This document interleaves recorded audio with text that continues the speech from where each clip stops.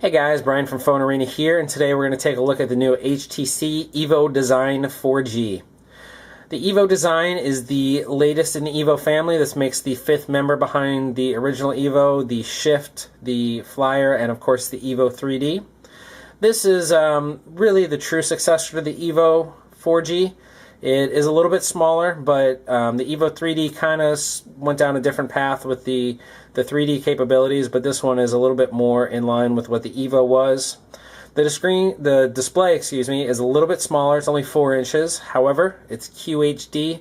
It's a Super LCD panel, so it's the most pixel dense panel that we've seen from HTC yet, and it's beautiful. It looks very sharp, very vibrant.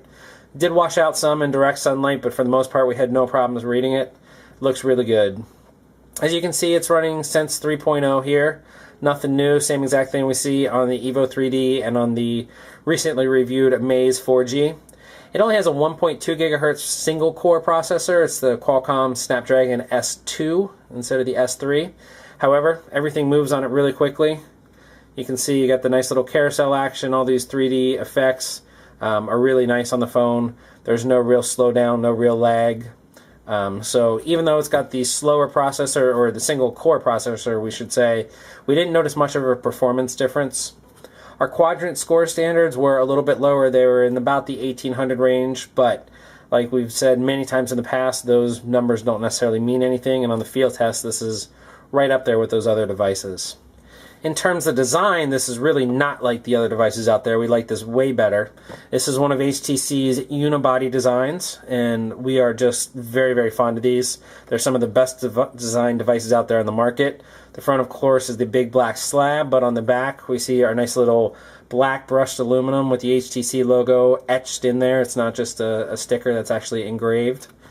We've got our 5 megapixel camera up here with the nice mirrored housing and the LED flash, and then the single speaker. You can see this is where the only part that pops off.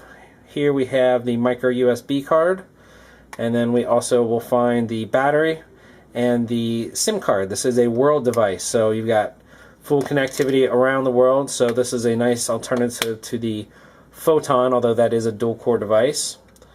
We probably turned it off when we popped the battery there. But around the phone, you simply have the volume rocker over here. You can see the up and down. And you got a 3.5mm headset jack and the power button. And then you can also see there is a front-facing 1.3 megapixel camera right next to the speaker grill. The other side's completely flush. Would be nice to see a camera key on there, but we're not going to knock them too hard for it. And then, of course, we've got the micro USB charging port. But this phone just feels amazing in the hands. We can't say how much we like this. It feels great. It's one of those sizes that we think will hit the money spot for a lot of people. You know, with this little bit smaller 4-inch display, it's just a little bit more accessible, a little bit easier to hold for hands of all sizes. And with still the QHD resolution, everything looks really good on the device. Since this is Sense 3.0, you've got the great new lock screen here. Let's go ahead real quick and check out the internet and just give you a feeling of how the browser performance is. See, we've got our page loaded here. Everything works very smoothly. We can double tap, we can pinch to zoom, it's going to flip with us when we rotate it.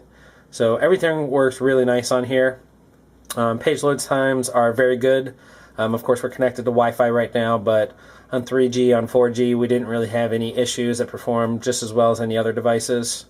And we've got one of our nice ads popping up here. It's going to kind of take us away. But the HTC browser is one of the better browsers out there in terms of at least stock browsers that you can get. We like the window abilities. We like some of the options that they give you. And overall, it just performs very fluidly, very smoothly.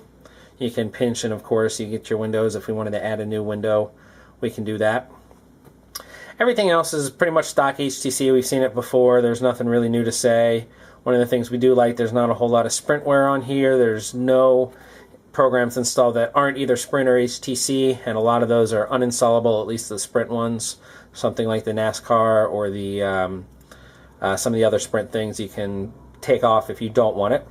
It is not a Sprint ID device, which is also a nice thing. This is a really good phone overall. We're just very impressed. The camera quality was only so-so. Some callers had some issues with the voice quality, although they didn't have any problems understanding us. So while not the greatest out there, it's not going to hinder your conversation. It's just going to be kind of an annoyance. Battery life is pretty good. It's rated at almost 8 hours of talk time, so that's not too bad for an Android device.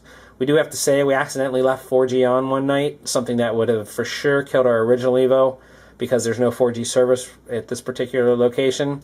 This thing only drained about maybe 30%, so much better battery maintenance. The battery is basically the same one found in the EVO, just slightly different, only 20 milliamps bigger. So overall, this is definitely a winner. At $100, it's a steal of a phone. You've got full world connectivity, you know, quad band GSM and then CDMA here in the States with 3G and of course 4G.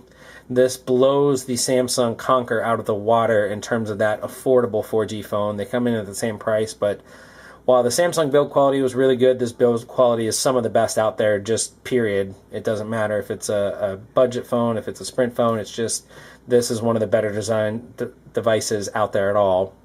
And the display just is absolutely gorgeous. It's way, way better than the Samsung display. A little bit faster processor, we got some more memory, and overall this is really a winner. If you're not looking for the best of the best, this is a device that should really strongly get your attention. And honestly, if this had a dual-core processor in it, we'd be talking about this phone right up there with some of the other greats like the Amaze 4G.